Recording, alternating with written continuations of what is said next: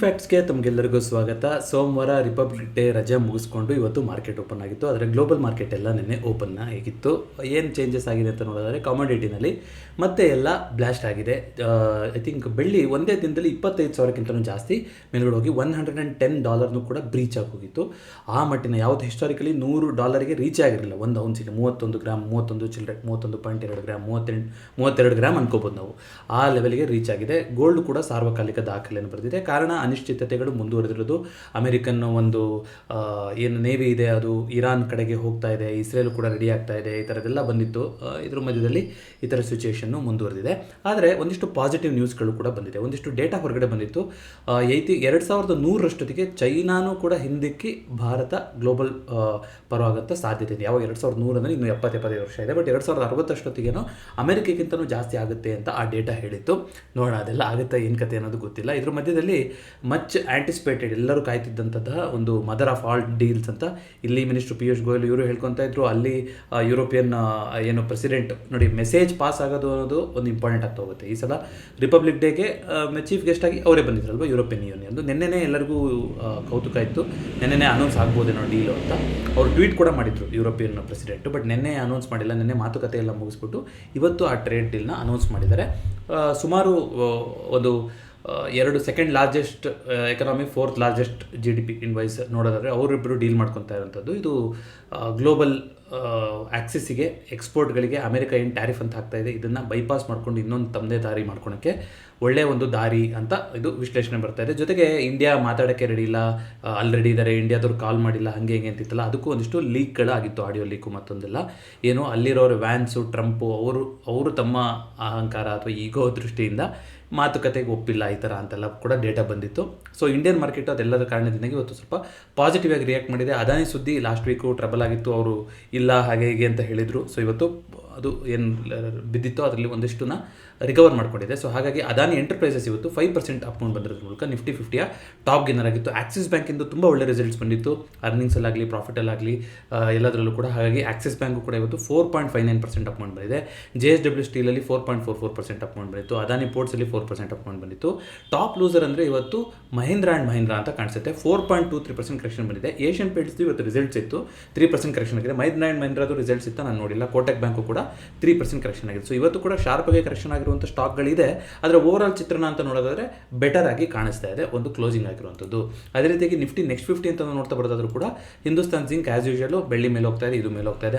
Adani energy solutions 4.48% ಅಪ್ಕೊಂಡು ಬಂದಿರೋದ್ರ ಮೂಲಕ ಇವತ್ತಿನ Nifty next 50 top ಗೆನ್ನರ್ ಆಗಿತ್ತು. ಅದೇ ರೀತಿಯಾಗಿ JSW ಎನರ್ಜಿನಲ್ಲಿ 7% ಕರೆಕ್ಷನ್ ಆಗಿದೆ. ಗೋಡ್ರೇಜ್ ಕನ್ಸ್ಯೂಮರ್ ಪ್ರಾಡಕ್ಟ್ಸಲ್ಲಿ 5%, ಹ್ಯುಂಡೈಲಿ ಆಲ್ಮೋಸ್ಟ್ 4%, CG ಪವರಲ್ಲಿ 3.36%. ಇವೆಲ್ಲ ನಿಫ್ಟಿ ನೆಕ್ಸ್ಟ್ 50ಯ ಟಾಪ್ ಲೂಸರ್ಗಳಾಗಿತ್ತು. ಸೊ ಏನಾಗುತ್ತೆ ಈ ಟ್ರೇಡ್ ಡೀಲ್ ಆದರೆ ಅಂತಂದರೆ ನೋಡಿ, ಈಗ ಝೀರೋ ಟ್ರೇಡ್ ಡೀಲ್ ಅಂದರೆ ಅವರು ನಮಗೆ ಎಕ್ಸ್ಪೋರ್ಟ್ ಮಾಡೋಕ್ಕಾಗಲಿ, ನಾವು ಅವರಿಗೆ ಎಕ್ಸ್ಪೋರ್ಟ್ ಮಾಡೋಕ್ಕಾಗಲಿ, ಕೆಲವೊಂದು ಕ್ಯಾಟಗರಿನಲ್ಲಿ ಝೀರೋ ಟ್ರೇಡ್ ಡೀಲ್ ಅಂತ ಮಾಡ್ಕೊತಾರೆ. ಇದೇ ಫಸ್ಟ್ ಮಾಡ್ಕೊತಾ ಇರೋದು ಅಂದರೆ ಇಲ್ಲ, 2021ರಿಂದ ಈಗ ಯುರೋಪಿಯನ್ ಯೂನಿಯನ್ ಸೇರಿ ಇವಾಗ 8ನೇ ದೇಶದ ಜೊತೆಗೆ ಈ ಥರ ಭಾರತ ಒಪ್ಪಂದ ಹೊಂದಿರೋದು. ಐ ಥಿಂಕ್ UAE, ಒಮನ್ನು ಇವ್ರ ಜೊತೆ ಎಲ್ಲ ಫರ್ಟಿಲೈಸರ್ಸು, ರಸಗೊಬ್ಬರ ಇದ್ರ ರಿಲೇಟೆಡ್ ಆಗಿ ಎಕ್ಸ್ಪೋರ್ಟಿಗೆ ಫ್ರೀ ಟ್ರೇಡ್ ಇದೆ. ಅದೇ ರೀತಿಯಾಗಿ ಅಲ್ಲಿಂದ ತರಿಸ್ಕೊತೀವಿ ನಾವು ಆ್ಯಕ್ಚುಲಿ. ಅದೇ ರೀತಿಯಾಗಿ ಆಸ್ಟ್ರೇಲಿಯಾ ಜೊತೆಗೆ ರೇರ್ ಅರ್ತ್ ಮೆಟೀರಿಯಲ್ಸು, ಲೀಥಿಯಮ್ಮು ಇದ್ರದ್ದೆಲ್ಲ ಅಲ್ಲಿ ಜೊತೆಗೆ ಫ್ರೀ ಡೀಲ್ ಇದೆ. ಈಗ ಯುರೋಪಿಯನ್ಗೆ ಏನು ಹೆಲ್ಪ್ ಆಗುತ್ತೆ ಅಂದರೆ ಅಲ್ಲಿಂದ ಆಟೋ ದೊಡ್ಡ ಮಟ್ಟಿನಲ್ಲಿ ಎಕ್ಸ್ಪೋರ್ಟ್ ಮಾಡ್ಕೊತೀವಿ, ಅದಕ್ಕೆ ಹೆಲ್ಪ್ ಆಗ್ತಾ ಹೋಗುತ್ತೆ. ಬದಲಿಗೆ ನಾವು ಬಿಡಿ ಭಾಗಗಳನ್ನು ಜಾಸ್ತಿ ತಯಾರಿ ಮಾಡ್ತಾರೆ. ಇಲ್ಲೂ ಕೂಡ ನೀವು ಬೆಂಗಳೂರಲ್ಲೂ ನೋಡೋದಾದರೆ, ಕರ್ನಾಟಕದಲ್ಲೂ ಸುಮಾರು ಭಾಗಗಳಿದೆ. ಇಲ್ಲಿ ನಂಗೆ ಗೊತ್ತಿರೋಂಗೆ ಜಿಗಣಿ ಈ ಕಡೆ ಎಲ್ಲ ಸುಮಾರು ಮೆಕ್ಯಾನಿಕಲ್ ಇಂಡಸ್ಟ್ರೀಸ್ಗಳಿದೆ ಅಲ್ವಾ, ಮಹಾರಾಷ್ಟ್ರ, ಕರ್ನಾಟಕ, ತಮಿಳುನಾಡು, ಇಲ್ಲಿಂದ ಬಿಡಿ ಭಾಗಗಳು ಅಲ್ಲಿ ಹೋಗೋಕ್ಕೆ ಹೆಲ್ಪ್ ಆಗುತ್ತೆ ಅಂತ ಬರ್ತಾ ಇದೆ. ಜೊತೆಗೆ ಕರಕುಶಲ ಕೆಲಸಗಳನ್ನು ಏನು ಮಾಡ್ತಾರೆ, ಹ್ಯಾಂಡ್ ಕ್ರಾಫ್ಟ್ಗಳು, ಅದು ಪಾದರಕ್ಷೆಯಲ್ಲಾಗಿರ್ಬೋದು ಅಥವಾ ಇದರಲ್ಲಾಗಿರ್ಬೋದು, ಜುವೆಲ್ಸ್ ಎಲ್ಲ ಬರುತ್ತಲ್ಲ, ಜ್ಯುವೆಲ್ರಿ ಐಟಮ್ಸು ಅದ್ರದ್ದಾಗಿರ್ಬೋದು. ಜೊತೆಗೆ ಮೇಯ್ನಾಗಿ ಟೆಕ್ಸ್ಟೈಲ್ ಇಂಡಸ್ಟ್ರಿ, ಬಟ್ಟೆನಲ್ಲಾಗಿರ್ಬೋದು, ಇದೆಲ್ಲದರಲ್ಲೂ ಕೂಡ ಪಾಸಿಟಿವ್ ಆಗುತ್ತೆ ಅಂತ ಬರ್ತಿದೆ. IT ಸೆಕ್ಟರ್ಗೂ ಕೂಡ ವೀಸಾ ಓಪನಿಂಗ್ ಪ್ರೋಗ್ರಾಮು ಈ ಥರ ಎಲ್ಲ ಅನೌನ್ಸ್ ಮಾಡಿದ್ದಾರೆ. ಸೊ ಫ್ರೀ ವೀಸಾ ಇರುತ್ತೆ 9 ಮಂತ್ಸು ಈ ಥರ ಅಂತೆಲ್ಲ ಕೆಲವೊಂದು ಸೆಕ್ಟರ್ ಸ್ಪೆಸಿಫಿಕ್ ಆಗಿ. ಜೊತೆಗೆ ಮೆಡಿಕಲ್, ಇಲ್ಲಿ ಟ್ರೆಡಿಷನಲ್ ಆಯುರ್ವೇದಿಕ್ ಅಥವಾ ಇಲ್ಲಿ ಮೆಡಿಕಲ್ ಹೋಲ್ಡರ್ ಆಗಿದ್ರು ಕೂಡ ಅಲ್ಲಿ ಹೋಗಿ ಪ್ರಾಕ್ಟೀಸ್ ಮಾಡ್ಬೋದು ಅಂತಲೂ ಕೆಲವೊಂದು ಬಂದಿದೆ. ಒಂದು 27 ದೇಶ, ಯುರೋಪಿಯನ್ ಯೂನಿಯನ್ ಅಂದರೆ 24-27 ದೇಶಗಳಿಗೆ ನಮ್ಗೆ ಏನಾಗ್ತಾ ಹೋಗುತ್ತೆ, ಒಂದು ಫ್ರೀ ಆಕ್ಸೆಸ್ ಸಿಕ್ದಂಗೆ ಆಗ್ತಾ ಹೋಗುತ್ತೆ. ಇದು ಒಂದು ಲಾಂಗ್ ಟರ್ಮಲ್ಲಿ ಪಾಸಿಟಿವ್ ಸ್ಟೋರಿನೇ ಇದು. ಜೊತೆಗೆ ಈಗ ಕೆನಡಾ ಕೂಡ ರೆಡಿಯಾಗಿದೆ ನೆಕ್ಸ್ಟು ಮಾತುಕತೆಗೆ ಅಂತ ಸುದ್ದಿ ಬರ್ತಾ ಇದೆ. ಇದೆಲ್ಲ ಆದರೆ ಇನ್ನೇನು ಮಾಡೋಕ್ಕಾಗಲ್ಲ. ಒಂದು ಟ್ರಸ್ಟ್ ಅನ್ನೋದು ಒಂದು ದೇಶದ್ದು ಬಿದ್ದೋದಂಗೆ ಆಗ್ತಾ ಹೋಗುತ್ತಲ್ವ ಅಮೆರಿಕದ ಜೊತೆಗೆ. ಸೊ ಏನಾಗ್ತಾ ಹೋಗುತ್ತೆ, ಬೇರೆ ಬೇರೆ ದೇಶಗಳು ಅವರವರ ಒಂದು ಅಗ್ರಿಮೆಂಟ್ಗಳನ್ನು ಮಾಡಿಕೊಂಡು ಈ ರೀತಿಯಾಗಿ ಬೈಪಾಸ್ ಮಾಡುವಂಥ ಕಡೆಗೆ ಹೋಗ್ತಾರೆ. ಇದು ಅಮೆರಿಕಕ್ಕೂ ಗೊತ್ತಿರುತ್ತೆ, ಹಾಗಾಗಿ ಇದನ್ನ ಅವರು ಕೂಡ ಕಂಟಿನ್ಯೂ ಮಾಡೋಕ್ಕೆ ಹೋಗೋದಿಲ್ಲ. ನೋಡೋಣ ಮುಂದೆ ವಿದ್ಯಮಾನಗಳು ಯಾವ ರೀತಿ ಚೇಂಜ್ ಆಗ್ತಾ ಹೋಗುತ್ತೆ ಅಂತ. ಓವರಾಲ್ ನೋಡ್ತಾ ಬರೋದಾದ್ರೆ ನಿಫ್ಟಿ ಇವತ್ತು 126 ಪಾಯಿಂಟ್ಸ್ ಪಾಸಿಟಿವ್ ಆಗಿ 25,000 ಮೇಲ್ಗಡೆ ಕ್ಲೋಸಿಂಗ್ ಆಗಿತ್ತು ಮೊನ್ನೆನೂ ಕೂಡ. ಬಟ್ ಇವತ್ತು 25,000 ಕೆಳಗೆ ಆಲ್ಮೋಸ್ಟ್ ಆ ಲೆವೆಲ್ಗೆ ಟೆಸ್ಟ್ ಮಾಡಾದರೂ ಕೂಡ ಆಲ್ಮೋಸ್ಟ್ 25,175 ಬಂದು ಕ್ಲೋಸಿಂಗ್ ಆಗಿದೆ. ಬ್ಯಾಂಕ್ ನಿಫ್ಟಿ ಕೂಡ 59,000 ಮೇಲ್ಗಡೆ ಕ್ಲೋಸಿಂಗ್ ಕೊಡ್ತು, 732 ಪಾಯಿಂಟ್ಸ್ ರ್ಯಾಲಿ ಬಂತು. ಸೆನ್ಸೆಕ್ಸಲ್ಲಿ 319 ಪಾಯಿಂಟ್ಗಳು ಅಪ್ ಮೂವ್ಮೆಂಟ್ ಬಂದಿದ್ರ ಮೂಲಕ 81,857ಕ್ಕೆ ಬಂದು ಕ್ಲೋಸಿಂಗ್ ಆಗಿದೆ. ಐ ಥಿಂಕ್ ಇವತ್ತು ನಾನು ಮಾರ್ಕೆಟಿಗೆ ಸಮಯ ಕೊಟ್ಟಿದ್ದು ತುಂಬ ಕಡಿಮೆ, ಆದರೆ ಇವತ್ತೇನಾಗಿತ್ತು, ಇವತ್ತು ಮಂತ್ಲಿ ಎಕ್ಸ್ಪೈರಿ ಆಗಿತ್ತು NSE-ನಲ್ಲಿ. ಹಾಗಾಗಿ ಇವತ್ತು bank Nifty, mid cap Nifty, fin Nifty ಎಲ್ಲದರದ್ದು ಕೂಡ ಇವತ್ತೇ ಎಕ್ಸ್ಪೈರಿ ಆಗಿರುತ್ತೆ. ಎಲ್ಲರೂ ಕೂಡ ಪಾಸಿಟಿವ್ ಆಗಿ ಎಂಡ್ ಆಗಿದೆ. ಇಂಡಿಯಾ ವಿಕ್ಸು ಈಗಲೂ ಕೂಡ 15 ಹತ್ತತ್ರನೇ ಇದೆ, ಇವತ್ತು ಕೂಡ ಜಾಸ್ತಿನೇ ಆಗಿದೆ. ಸೊ ವಾಲಟಿಲಿಟಿನಲ್ಲಿ ಏನೂ ಕೂಡ ಕಮ್ಮಿ ಆಗಿಲ್ಲ. ಸೊ ಗೋಲ್ಡು ಸಿಲ್ವರ್ ನೀವು ನೋಡ್ತಾ ಇದ್ದೀರಾ, ಗೋಲ್ಡು ಆಲ್ರೆಡಿ 1% ಇದು ಯಾವತ್ತು ನಾವು ಶುಕ್ರವಾರ ಶನಿವಾರ ಸೋಮವಾರದ್ದು ಮಿಸ್ ಆಗಿದೆ ಮೂಮೆಂಟ್. ಅದು ಆದಮೇಲೆ ಅದ್ರ ಮೇಲೆ 1% 5,085 ತನಕ ಬಂದಿದೆ. 5,100 ಕೂಡ ಟಚ್ ಆಗಿತ್ತು ಗೋಲ್ಡು. ಸಿಲ್ವರು 111, 113, 114 ತನಕ ಹೋಗಿತ್ತು. ಸೊ ಆ ರ್ಯಾಲಿನೂ ಕೂಡ ಕಂಟಿನ್ಯೂ ಮಾಡಿದೆ. ನ್ಯಾಚುರಲ್ ಗ್ಯಾಸಲ್ಲಿ ಸಿಕ್ಕಾಪಟ್ಟೆ ವಾಲಟೈಲ್ ಮೂಮೆಂಟ್ ಆಗ್ತಾ ಇದೆ ಆಯಿತಾ. ನಮ್ಮ ನ್ಯಾಚುರಲ್ ಗ್ಯಾಸ್ ನೋಡೋದಾದ್ರೆ 22% ಅಪ್ ಮೂವ್ಮೆಂಟ್ ತೋರಿಸ್ತಾ ಇದೆ. ಬಟ್ ನಾನು US ಇಂದು ಫ್ಯೂಚರ್ಸ್ ನೋಡ್ತಾ ಇದ್ದರೆ ಅಲ್ಲಿ 34% ಕರೆಕ್ಷನ್ ಇದೆ. ಸೊ ನಾಳೆ ನಮ್ಮದು ನ್ಯಾಚುರಲ್ ಗ್ಯಾಸ್ದು ಈ ತಿಂಗಳದ್ದು ಜೂನಿಂದ ಏನಿರುತ್ತೆ ಎಕ್ಸ್ಪೈರಿ, ಅದರದ್ದು ಮುಕ್ತಾಯ ಹೋಗುತ್ತೆ, ಕಾಂಟ್ರಾಕ್ಟ್ ಸ್ವಿಚ್ ಆಗುತ್ತೆ. ಸೊ ಕರೆಕ್ಟ್ ರೆಫರೆನ್ಸ್ ಯಾವುದು ಮೊದಲು ಇನ್ನೊಂದು ನ್ಯಾಚುರಲ್ ಗ್ಯಾಸ್ ಇಟ್ಕೊಂಡಿದ್ದೆ, ಅದರಲ್ಲೂ ಕೂಡ ಸರಿಯಾಗಿ ಸಿಂಕ್ ಆಗ್ತಾ ಇರಲಿಲ್ಲ. ಇದು ನಾನು ಸ್ವಲ್ಪ ಚೆಕ್ ಮಾಡಿಬಿಟ್ಟು ಹೇಳ್ತೀನಿ USD ಟರ್ಮ್ಸಲ್ಲಿ ಯಾವ ನ್ಯಾಚುರಲ್ ಗ್ಯಾಸ್ ರೆಫರೆನ್ಸು ಕರೆಕ್ಟ್ ಅಂತ. ಬಟ್ 34 ಇನ್ನೂ ತುಂಬ 5,000 ತನಕ ಹೋಗಿದ್ದು ಶಾರ್ಪಾಗಿ ಕರೆಕ್ಷನ್ ಆಗಿದೆ. ಇದು ನ್ಯಾಚುರಲ್ ಗ್ಯಾಸ್ CFD ಡೇಟಾ ನಾನು ನೋಡ್ತಾ ಇರೋಂಥದ್ದು. ಸುಮಾರು ಡೇಟಾಗಳು ಓಪನ್ ಇದೆ, ಅದನ್ನು ನೋಡೋಣಂತೆ. ಇದೇ ನಿಜ ಅಂತ ಆಗೋದಾದರೆ ನಾಳೆ ನಮ್ಮ ನ್ಯಾಚುರಲ್ ಗ್ಯಾಸು ಕೂಡ ದೊಡ್ಡದಾಗಿ ಕರೆಕ್ಷನ್ ಆಗಬೇಕು. ಯಾಕಂದರೆ ನಮ್ಮ ನ್ಯಾಚುರಲ್ ಗ್ಯಾಸ್ ಫ್ಯೂಚರ್ ತೋರಿಸುವಂಥದ್ದು ಯಾವುದು ತೋರಿಸ್ತಾ ಇರುತ್ತೆ, ಈಗ ರಿಯಲ್ ಟೈಮ್ ಫ್ಯೂಚರ್ಸ್ ಯಾವುದಿದೆಯೋ ಅದು ತೋರಿಸ್ತಾ ಇರುತ್ತೆ. ಐ ಥಿಂಕ್ ಜಾನ್ವಿನ್ ತೋರಿಸ್ತಾ ಇರುತ್ತೆ.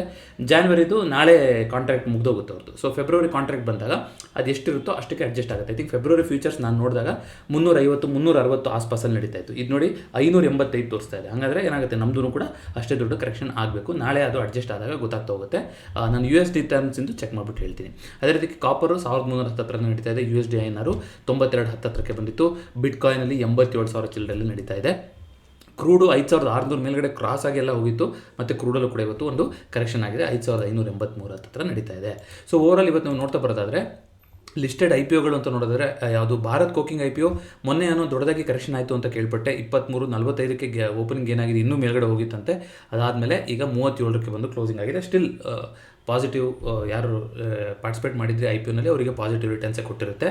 ಆದರೆ ಅಮಗಿ ಮೀಡಿಯಾ ಲ್ಯಾಬ್ಸ್ ಅವರು 361ಕ್ಕೆ ಇಶ್ಯೂ ಪ್ರೈಸ್ ಇದ್ದಿದ್ದು, ಬಟ್ ಲಿಸ್ಟ್ ಆಗಿದ್ದು 318 ನೆಗೆಟಿವ್ ಲಿಸ್ಟಿಂಗ್ ಆಗಿತ್ತು. ಈಗಲೂ ಕೂಡ ಆಲ್ಮೋಸ್ಟ್ IPO ಪ್ರೈಸ್ ಹತ್ತತ್ರನೇ ಬಂದಿದೆ. ಸೊ ಬ್ರೇಕ್ ಇವನಲ್ಲಿ ಎಕ್ಸಿಟ್ ಮಾಡೋರು ನೋಡ್ಕೊತ ಹೋಗ್ಬೋದು. ಹೇಗೆ ಇದು ಯಾವುದು ಬೈಯಿಂಗ್ ಸೆಲ್ಲಿಂಗ್ ರೆಕಮೆಂಡೇಷನ್ ಅಲ್ಲ, ಜಸ್ಟ್ IPO ಟ್ರ್ಯಾಕರ್ ಥರ ನೋಡ್ತಾ ಇದ್ದಿದ್ದಂಥದ್ದು. ಓಪನ್ IPOಗಳು ಯಾವುದೂ ಕಾಣಿಸ್ತಾ ಇಲ್ಲ. FII ಡೇಟಾ ಇವತ್ತಿನ ಬಂದಿದೆಯಾ, ಇವತ್ತಿನ ಇನ್ನೂ ಬಂದಿಲ್ಲ ನಾನು ವೀಡಿಯೋ ಮಾಡೋ ಟೈಮಿಗೆ. ಬಟ್ ಇವತ್ತು ಕೂಡ FIಗಳು ಸೆಲ್ಲಿಂಗೇ ಮಾಡಿರ್ಬೋದು ಅಂತ ಅನಿಸುತ್ತೆ. ಅದು ಅದೇ ಥರ ನಡೀತಾ ಇದೆ. ಯಾಕೆಂತಂದರೆ ಇವಾಗ ಕನ್ವರ್ಷನ್ ರೇಟ್ ನೋಡಿ, ಇವಾಗ ಕ್ಯಾಪಿಟಲ್ ಗೇನ್ ಕೊಟ್ಬಿಟ್ಟು ಕನ್ವರ್ಷನ್ ಮಾಡಿ ಇದೆಲ್ಲ ನೋಡ್ತಾ ಬರೋದಾದರೆ ಅವರಿಗೆ ಆರಾಮಾಗಿ ಬಾಂಡ್ ಮಾರ್ಕೆಟಲ್ಲೇ 4% ಸಿಗ್ತಾ ಇದೆ. ಇಲ್ಲಿ ಕನ್ವರ್ಷನ್ ಮಾಡಿ ಎಲ್ಲ ಮಾಡಿ 5.5% 6% ಸಿಗ್ತಾ ಹೋಗುತ್ತೆ. ಸೊ ಯಾಕೆ ಆ ಥರ ಮಾಡ್ತಾ ಹೋಗ್ತಾರೆ, ಅದಕ್ಕೋಸ್ಕರ ಅದು ಎಲ್ಲಿ ತನಕ ರೇಷಿಯೋ ಇರುತ್ತೋ ಅಲ್ಲಿ ತನಕ FIಗಳು ಸೆಲ್ ಮಾಡ್ತಾರೆ. ಸೆಲ್ ಮಾಡೋಕ್ಕೆ ಹೆಲ್ಪ್ ಕೂಡ ಮಾಡ್ತಾ ಇದ್ದೀವಿ ನಾವು. ಯಾಕೆ ಅಂತಂದರೆ ಕಂಟಿನ್ಯೂಸ್ ಆಗಿ SIPಗಳ ಪುಷ್ ಬರ್ತಾ ಇದೆ. ಸೊ ಅವರಿಗೆ ಎಕ್ಸಿಟ್ ಮಾಡೋಕ್ಕೆ ಏನೂ ತೊಂದರೆ ಆಗ್ತಾ ಇಲ್ಲ. ಹಾಗಾದರೆ ಇಷ್ಟೊಂದು ಕೋಟಿ ಸೆಲ್ ಮಾಡ್ತಾನೆ ಬರ್ತಾ ಇದ್ದಾರಲ್ಲ ತಿಂಗಳ ಇನ್ನೂ ಖರ್ಚಾಗಿಲ್ವ, ಇನ್ನೂ ಎಷ್ಟು FI ಹೋಲ್ಡಿಂಗ್ ಇದೆ ಅಂತ ನಿಮ್ಗೆ ಅನಿಸ್ತಾ ಹೋಗ್ಬೋದು. ನೋಡಿ, ಅವರು ಬರೀ ಇದ್ರದ್ದು ಅಷ್ಟೇ ಅಲ್ಲ, ಹೊಸ ಕಂಪ್ನಿಗಳ IPOನಲ್ಲಿ ಬರುತ್ತಲ್ಲ ಅದರಲ್ಲೂ ಕೂಡ ದೊಡ್ಡ ಮಟ್ಟಿನಲ್ಲಿ ಪಾರ್ಟಿಸಿಪೇಟ್ ಮಾಡಿರ್ತಾರೆ. ಯಾಕಂದರೆ ಆ್ಯಂಕರ್ ಇನ್ವೆಸ್ಟರ್ಸ್ಗಳಿಗೆ, ಫಾರಿನ್ ಇನ್ವೆಸ್ಟರ್ಸ್ಗಳಿಗೆ ಅಂತಲೇ ಒಂದಿಷ್ಟು ಕೋಟಾ ಇರುತ್ತಲ್ವ, ಆ ಕೋಟಾದಲ್ಲಿ ಪಾರ್ಟಿಸಿಪೇಟ್ ಮಾಡಿರ್ತಾರೆ. ಅವ್ರು ಏನು ಮಾಡ್ತಾ ಇದ್ದಾರೆ, IPOನಲ್ಲಿ ಪಾರ್ಟಿಸಿಪೇಟ್ ಮಾಡ್ತಾ ಇದ್ದಾರೆ. ಲಿಸ್ಟಿಂಗ್ ಏನಾಗುತ್ತೆ ಅದಾಗ 1 ದಿನ 2 ದಿನಕ್ಕೆ ಅದನ್ನ ಡಂಪ್ ಮಾಡ್ತಾ ಇದ್ದಾರೆ. ಸೊ ಅವ್ರು ಏನು FI ನೆಟ್ ಫಿಗರ್ ಬರುತ್ತೆ ನಮಗೆ, ಈಗ 4,000 ಕೋಟಿ ಮಾಡಿದ್ರು, 2,000 ಕೋಟಿ ಮಾಡಿದ್ರು. ಅದರಲ್ಲಿ ಹೊಸ IPOಗಳು ಬರ್ತಾ ಇದೆಯಲ್ಲ, ರಾಶಿ IPOಗಳು ಬರ್ತಾ ಇದೆ ಅಲ್ವಾ, ಆ IPOನಲ್ಲಿ ಎಕ್ಸಿಟ್ ಮಾಡಿರೋದು ಕೂಡ ಕೌಂಟ್ ತಗೊಳ್ತಾ ಇರುತ್ತೆ. ಹಾಗಂದರೆ ಯಾಕೆ ಕೇಳಿದೆ ಅಂತಂದರೆ, ಈಗ ಇಷ್ಟು ದಿನ ಸೆಲ್ ಮಾಡಿದ್ರಂಗಾದ್ರೆ ಇರೋದ್ರಲ್ಲೆಲ್ಲ ಕಮ್ಮಿ ಆಗಿರಬೇಕಲ್ಲ ಹೋಲ್ಡಿಂಗ್ಸು, ಇನ್ನೂ ಕಮ್ಮಿ ಆಗಿಲ್ವಲ್ಲ, ಇನ್ನೂ ಒಂದು ಸಿಗ್ನಿಫಿಕೆಂಟ್ ನಂಬರಲ್ಲೇ ಇದರಲ್ಲ FIಗಳು ಅಂತ. ಯಾಕೆ ಅಂತಂದರೆ ಆ ರೀತಿ ಹೊಸ ಕಂಪ್ನಿಗಳು ಬರ್ತಾ ಇರುತ್ತಲ್ವ, ಅದರಿಂದನೇ ಎಕ್ಸಿಟ್ ಆಗ್ತಾ ಇರ್ತಾರೆ ಲಿಸ್ಟಿಂಗ್ ಏನು ನೋಡಿಕೊಂಡು. ಅದು ಕೂಡ ಟೋಟಲ್ ನೆಟ್ ಫಿಗರಿಗೆ ಬರ್ತಾ ಹೋಗುತ್ತೆ ಆ ಕಾರಣದಿಂದಾಗಿ. ಅದೇ ರೀತಿಯಾಗಿ ಇವತ್ತು ಕ್ಲೈಂಟ್ ಸೆಂಟಿಮೆಂಟ್ ಇವತ್ತಿನ್ನೂ ಓಪನ್ ಆಗಿಲ್ಲ, ಬಟ್ ಶುಕ್ರವಾರ ತನಕ ಬುಲ್ಲಿಶ್ ಆಗೇ ಇದ್ದರು. ಇವತ್ತು ಇವತ್ತು ಚೇಂಜ್ ಆಗಿರುವಂಥ ಸಾಧ್ಯತೆ ಇದೆ. ಯಾಕೆಂದರೆ ಬಜೆಟ್ ಇನ್ನು ನೀವು ಪ್ರೀಮಿಯಂ ನೋಡ್ತಾ ಬರೋದಾದರೆ ಐವಿ ತೋರಿಸ್ಬೇಕಾಗಿತ್ತು, ನಾನು ರೆಡಿ ಮಾಡ್ಕೊಂಡು ಬಂದಿಲ್ಲ. ಬಟ್ ನೀವು ನೋಡ್ತಾ ಬರೋದಾದರೆ I think at the money ಪ್ರೀಮಿಯಮ್ಗಳೆಲ್ಲ 300 ಚಿಲ್ಲರಲ್ಲಿ ನಡೀತಾ ಇದೆ ಯಾವುದ್ರದ್ದು ನಿಫ್ಟಿದು. ಸೊ ಅದು ಯೂಶಲಿ ಅಷ್ಟಿರೋದಿಲ್ಲ, ಬಟ್ ಫ್ಯೂಚರ್ ಪ್ರೈಸು ಕೂಡ ತುಂಬ ಪ್ರೀಮಿಯಮಲ್ಲಿ ನಡೀತಾ ಇದೆ compared to spot price. So ಅಂದರೆ ಬಜೆಟಿಗೆ ಒಂದು ಎಕ್ಸ್ಪೆಕ್ಟೇಷನ್ ಜಾಸ್ತಿ ಇದೆ ಅಂತ. ಇವತ್ತು ಮಾರ್ಕೆಟ್ ಕ್ಲೋಸಿಂಗ್ ಅವರ್ ಅಷ್ಟೊತ್ತಿಗೆ ಬಂತು ಅದು ನ್ಯೂಸು ಫೈನಲೈಸ್ ಆಗಿ ಏನೇನು ರೆಡಿ ಆಗಿದೆ ಅಂತ. ಸೊ ನಾಳೆನೂ ಕೂಡ ಮಾರ್ಕೆಟ್ ಅದಕ್ಕೆ ರಿಯಾಕ್ಟ್ ಮಾಡುವಂಥ ಸಾಧ್ಯತೆ ಇರುತ್ತೆ. ಇವತ್ತು ಅಫ್ಕೋರ್ಸ್ ಮಂತ್ಲಿ ಕೂಡ ಎಕ್ಸ್ಪೈರಿ ಕೂಡ ಆಗಿತ್ತು, ನಾಳೆ ಅದಕ್ಕೆ ರಿಯಾಕ್ಷನ್ ನೋಡಲಿಕ್ಕೆ ಸಿಗ್ತಾ ಹೋಗ್ಬೋದು, ನೋಡೋಣಂತೆ. FNO ಸ್ಟಾಕ್ಸು ಲಾರ್ಜ್ಲಿ ಪಾಸಿಟಿವ್ ಇವತ್ತು. 146 ಅಡ್ವಾನ್ಸ್ ಕಡೆ ಇತ್ತು, 62 ಡಿಕ್ಲೈನ್ ಕಡೆ ಇತ್ತು. ನಿಫ್ಟಿನಲ್ಲೂ 33 ಸ್ಟಾಕ್ಗಳು ಪಾಸಿಟಿವ್ ಆಗಿತ್ತು, 17 ನೆಗೆಟಿವ್ ಆಗಿತ್ತು. ಬ್ಯಾಂಕ್ ನಿಫ್ಟಿನಲ್ಲೂ ಕೂಡ 12 ಸ್ಟಾಕ್ಗಳು ಪಾಸಿಟಿವ್ ಆಗಿತ್ತು, 2 ನೆಗೆಟಿವ್ ಆಗಿತ್ತು. Metal, PSU bank top sector ಆಗಿತ್ತು ಇವತ್ತು. ಆಟೋ ಮತ್ತು FMCG ಇವತ್ತು ಕರೆಕ್ಷನ್ ತೆಗೆದಂಥ ಸೆಕ್ಟರ್ ಆಗಿತ್ತು. ಬಟ್ ಓವರಾಲ್ ನೋಡೋದಾದರೆ ಮೆಜಾರಿಟಿ ಆಫ್ ದ ಸೆಕ್ಟರ್ಗಳಾಗಲಿ ಸ್ಟಾಕ್ಸ್ ಆಗಲಿ ಪಾಸಿಟಿವ್ ಆಗಿದ್ದು ನೋಡಲಿಕ್ಕೆ ಸಿಕ್ತು. ಅದೇ ರೀತಿಯಾಗಿ ನಿಫ್ಟಿನಲ್ಲಿ ಇವತ್ತು ಸ್ಪಾಟ್ 25,234 ಅಂತ ತೋರಿಸ್ತಾ ಇದೆ, ಬಟ್ 25,174 ಅಂತ ಟ್ರೇಡಿಂಗು ಹೇಳ್ತಾ ಇದೆ. ಯಾವುದು ನಂಬೋದು? ಸೊ ಇವತ್ತು ನಾನು ಮಾರ್ಕೆಟಲ್ಲಿ ಇದ್ದಿದ್ದು ತುಂಬ ಕಡಿಮೆ. ಸೊ ಅದಕ್ಕೆ ಬೆಸ್ಟ್ ರೆಫರೆನ್ಸ್ ಅಂದರೆ ನಮಗೆ ಯಾವ್ದು ನೋಡ್ತಾ ಹೋಗ್ಬೋದು, NIC ವೆಬ್ಸೈಟಲ್ಲೂ 25,175 ಕ್ಲೋಸಿಂಗ್ ತೋರಿಸ್ತಾ ಇದೆ. ಸೊ ಇಲ್ಲಿ ಏನೋ ಅಪ್ಡೇಟ್ ಆಗಿಲ್ಲ ಇದು. ಸೊ ಮೋಸ್ಟ್ಲಿ ಇವ್ರದ್ರಲ್ಲೇ ಒಂದಿಷ್ಟು ಡೇಟಾ ಚೇಂಜ್ ಆಗಿಲ್ಲ. ಸೊ ಇದು ಚೇಂಜ್ ಆಗಬೇಕು. ಇದು ಸ್ಟಾಕ್ ಮೋಜೋ ಪ್ಲ್ಯಾಟ್ಫಾರ್ಮು. ಅದೇ ರೀತಿ ನಿಮಗೆ ಬ್ಯಾಂಕ್ ನಿಫ್ಟಿ ಇವಾಗ ಎಕ್ಸ್ಪೈರಿ ಆದಮೇಲೆ ನೋಡುವಂಥದ್ದು ವೇಸ್ಟು, ಬಟ್ ತೋರಿಸ್ತಾ ಇದ್ದೀನಿ ಬ್ಯಾಂಕ್ ನಿಫ್ಟಿನಲ್ಲಿ ಯಾವ ರೀತಿಯಾಗಿತ್ತು. ಅದೇ ರೀತಿಯಾಗಿ ಫಿನ್ ನಿಫ್ಟಿ, ಹಾಗೆಯೇ ಮಿಡ್ ಕ್ಯಾಪ್ ನಿಫ್ಟಿ. ಸದ್ಯದಲ್ಲೇ ಇದಕ್ಕೆ ಕಮೋಡಿಟಿ ಕೂಡ ಆ್ಯಡ್ ಮಾಡ್ತೀವಿ ಅಂತ ಹೇಳಿದ್ದಾರೆ ಅವರು.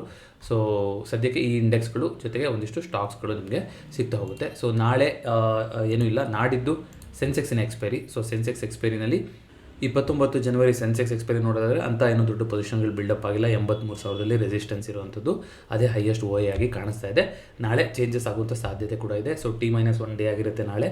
ಸೊ ನೋಡೋಣಂತೆ ಯಾವ ರೀತಿ ಆಗ್ತಾ ಹೋಗುತ್ತೆ ಅಂತ. ಅದೇ ರೀತಿಯಾಗಿ ರಿಸಲ್ಟ್ಸ್ ಕ್ಯಾಲೆಂಡರ್ ಬಗ್ಗೆ ಮಾತಾಡ್ತಾ ಬರೋದಾದರೆ ಇವತ್ತು ಏಷ್ಯನ್ ಪೇಂಟ್ಸಲ್ಲಿ ರಿಸಲ್ಟ್ಸ್ ಇತ್ತು, ಟಾಟಾ ಕನ್ಸ್ಯೂಮರ್ ಪ್ರಾಡಕ್ಟ್ಸಲ್ಲಿ ರಿಸಲ್ಟ್ ಇತ್ತು, ವೋಡಾಫೋನ್ ಐಡಿಯಾದಲ್ಲಿ ರಿಸಲ್ಟ್ ಇತ್ತು, Marico, CG power, Vishal mega mart, ಸುಮಾರು ಯಾವ್ಯಾವ ರಿಸಲ್ಟ್ ಇತ್ತು ಆ ಸ್ಟಾಕಲ್ಲಿ ದೊಡ್ಡ ದೊಡ್ಡ ಮೂಮೆಂಟನ್ನು ಕೂಡ ನಾವು ನೋಡಿದ್ದೀವಿ. ತುಂಬ ದೊಡ್ಡ ಪಟ್ಟಿ ಇದೆ, ತುಂಬ ದೊಡ್ಡ ಕಂಪ್ನಿಗಳದ್ದು ರಿಸಲ್ಟ್ಸ್ ಇತ್ತು ಇವತ್ತು. ನಿಫ್ಟಿ 100 ನಿಫ್ಟಿ 250 ಬ್ರ್ಯಾಕೆಟಲ್ಲಿ ಅಂತ ನೋಡೋದಾದರೆ ಆಲ್ಮೋಸ್ಟು 55 ಕಂಪ್ನಿಗಳ ರಿಸಲ್ಟ್ಸು ಬಂದಿದೆ ಇವತ್ತು. ಸೊ ಓವರಾಲ್ ಅರ್ನಿಂಗ್ಸ್ ಯಾವ ರೀತಿ ಇದೆ ಅಂತ ನೋಡ್ಕೊಂಬರೋಣ. ಮನಿ ಕಂಟ್ರೋಲ್ ಬಗ್ಗೆ ಒಂದು ಡೆಡಿಕೇಟೆಡ್ ವಿಡಿಯೋ ಮಾಡಿ ಅಂತ ಒಬ್ಬರು ಕಮೆಂಟ್ ಮಾಡಿದ್ರಿ. ನಂದು ಪ್ರೋ ಸಬ್ಸ್ಕ್ರಿಪ್ಷನ್ ಇತ್ತು, ಇವಾಗಲೂ ಇದೆಯೋ ಇಲ್ಲ ನಾನು ನೋಡಿಲ್ಲ, ಅಥವಾ ಎಂಡ್ ಆಗಿರ್ಬೋದು. ನಂದು 1 ಇಯರ್ ಪ್ರೋ ಸಬ್ಸ್ಕ್ರಿಪ್ಷನ್ನು ಕೂಡ ತೊಗೊಂಡಿದ್ದೆ ನಾನು. ಸಾಕಷ್ಟು ನಿಮಗೆ ಫ್ರೀನಲ್ಲೇ ಸಿಗ್ತಾ ಹೋಗುತ್ತೆ. ಪ್ರೋ ಸಬ್ಸ್ಕ್ರಿಪ್ಷನ್ನೇ ಬೇಕು ಅಂತ ಏನಿಲ್ಲ. ಇಲ್ಲಿ ಗ್ಲೋಬಲ್ ಮಾರ್ಕೆಟ್ನ ಆಕ್ಸೆಸ್ ಮಾಡ್ಬೋದು, ನೀವು ರಿಸಲ್ಟ್ಸ್ನ ಆಕ್ಸೆಸ್ ಮಾಡ್ಬೋದು, IPOಗಳು ಯಾವ್ದು ಬರ್ತಾ ಇದೆ, ಡಿವಿಡೆಂಡ್ ಯಾವಾಗ ಬರ್ತಾ ಇದೆ, ಸ್ಕ್ರೀನರ್ಗಳು ಈ ಥರ ಎಲ್ಲ ಇದೆ. ಸಾಧ್ಯವಾದರೆ ಒಂದಿನ ಡೆಡಿಕೇಟ್ ವಿಡಿಯೋ ಮಾಡೋಕ್ಕೆ ಪ್ರಯತ್ನ ಪಡ್ತಾ ಹೋಗ್ತೀನಿ. ಜೊತೆಗೆ ಒಂದಿಷ್ಟು ನ್ಯೂಸ್ಗಳು ಕೂಡ ನಿಮಗೆ ಸಿಗ್ತಾ ಇರುತ್ತೆ. ಸೊ ಇವಾಗ ಸದ್ಯಕ್ಕೆ ಬಂದಿರೋದ್ರಲ್ಲಿ 255 ಕಂಪ್ನಿಗಳದ್ದು ಪಾಸಿಟಿವ್ ಆಗಿ ರಿಸಲ್ಟ್ಸ್ ಬಂದಿದೆ, 198 ಕಂಪ್ನಿಗಳದ್ದು ನೆಗೆಟಿವ್ ಆಗಿ ಬಂದಿದೆ. ಸೊ ನಾಳೆನೂ ಕೂಡ ದೊಡ್ಡ ಕಂಪ್ನಿಗಳ ರಿಸಲ್ಟ್ಸ್ ಇದೆ. ನಾಳೆ ಮೋಸ್ಟ್ಲಿ ಆಟೋ ಸೆಕ್ಟರ್ಗಳದಿದೆ. L&T, Maruti Suzuki, Bharat electronics, defence ಎಲ್ಲದೂ ಇದೆ. ಇನ್ಶೂರೆನ್ಸ್ ಕಂಪ್ನಿ, ಮೋಟರ್ ಕಂಪ್ನಿ, ಜೊತೆಗೆ ರಿಯಲ್ ಎಸ್ಟೇಟ್ ಕಂಪ್ನಿ, ಈ ಎಲ್ಲರದ್ದು ಕೂಡ ನಾಳೆ ರಿಸಲ್ಟ್ಸ್ ಇದೆ. ತುಂಬ Balakrishna industries, Cochin shipyard, ಡಿಫೆನ್ಸಿಂದು ಕೂಡ ಇದೆ ನಾಳೆ, ಗಾರ್ಡನ್ ರಿಚ್ಚು. ಸೊ ನೋಡೋಣ ಯಾವ ರೀತಿಯಾಗಿ ನಾಳೆ ಓಪನ್ ಆಗ್ತಾ ಹೋಗುತ್ತೆ ಅಂತ. ಇನ್ಶೂರೆನ್ಸು, ಡಿಫೆನ್ಸು, ಆಟೋ ಸೆಕ್ಟರು, ಹಾಗೆಯೇ ರಿಯಲ್ ಎಸ್ಟೇಟ್ ಸೆಕ್ಟರ್, ಇಷ್ಟು 4 ಸೆಕ್ಟರ್ಗಳದ್ದು ನಾಳೆ ಮೇಜರ್ ಫೋಕಸ್ ಇದೆ.